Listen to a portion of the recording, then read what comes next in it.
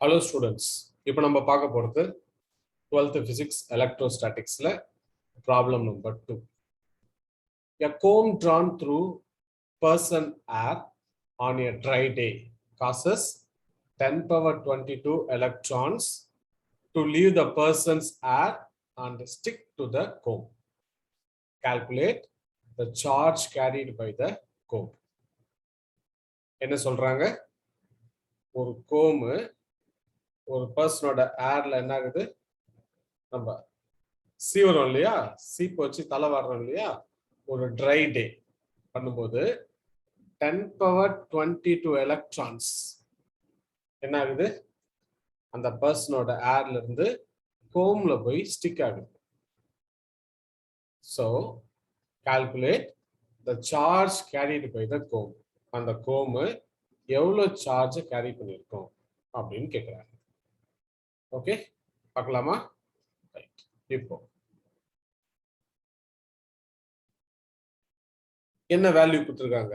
பிசிக்ஸை பொறுத்த வரைக்கும் ஃபர்ஸ்ட் அந்த கிவன் டேட்டா நோட் பண்றது தான் வெரி இம்பார்ட்டன்ட். ஸோ கிவன் என்ன கொடுத்துருக்காங்க? என்னோட வேல்யூ 10 power 22ன்னு கொடுத்துருக்காங்க. நமக்கு ஒரு வேல்யூ தெரியும், charge of electron E equal to என்னன்னு தெரியும், 1.6 into 10 power minus 19 coulomb. Very good. நமக்கு ஒரு ஃபார்முலா தெரியும், charge Q equal to NE அப்படின்னு சொல்லுவோம். இதில் கொடுத்துருக்க வேல்யூவை சப்ஸ்டிடியூட் பண்ணா என்ன கிடைக்கும் நமக்கு? என்னோட வேல்யூ 10 power 22, ஈயோட value 1.6 into 10 power minus 19 coulomb. கரெக்டா? ஸோ என்ன கிடைக்கும்? 10 power 22, 10 power minus 19, what is the value?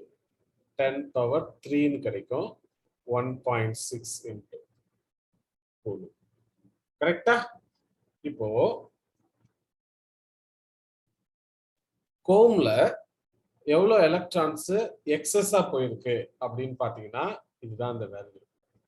So electrons human அந்த பர்சனோட ஏர்ல இருந்து கோமுக்கு ஷிஃப்ட் ஆயிடுச்சு. ரைட்டா? அப்படின்னா gaining of electron, excess of electron சொல்லலாம். ஸோ அப்படின்னா நம்ம என்ன சொல்லலாம்? therefore சார்ஜ் ஆஃப் கோம் என்னன்னு சொல்லலாம்? எக்ஸஸ் ஆஃப் எலக்ட்ரான் தான் அங்கே போயிருக்கு. So we call it as minus 1.6 into 10 power 3 coulomb. புரியுதா? இதுதான் ஆன்சர். Thank you students.